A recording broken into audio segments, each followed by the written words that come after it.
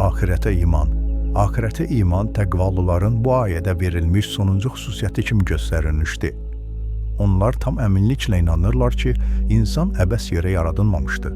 Həyat ölümlə başa çata bilməz. Əgər həyat yalnız bir neçə günlük bu dünyadan ibarət olarsa, onda bu insanın yaşayışı mənasız olar. Təqvalı insan etiraf edir ki, Allah Teala'nın mütləq ədaləti hamını gözləyir və bu dünyadakı əməllərimiz nəticəsiz, mükafatsız və ya cəzasız qala bilməz. Bu düşüncə ona rahatlıq verir. Öhdəsinə düşən məsuliyyətləri yerinə yetirmək yolunda çəkdiyi əziyyətlər onu nəinki narahat etmir. Əksinə, daha da xoş gəlir. Hadisələr qarşısında möhkəm dağ kimi dayanır. Haqsızlıqlara qarşı mübarizə aparır. Bütün varlığı ilə inanır ki, ən kiçik yaxşı və ya pis əməldə əvəzsiz qalmayacaq.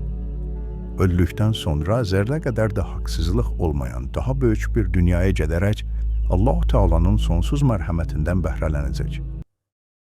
Daha çox insan faydalansın deyə bu videonu bəyən və yadda saxla.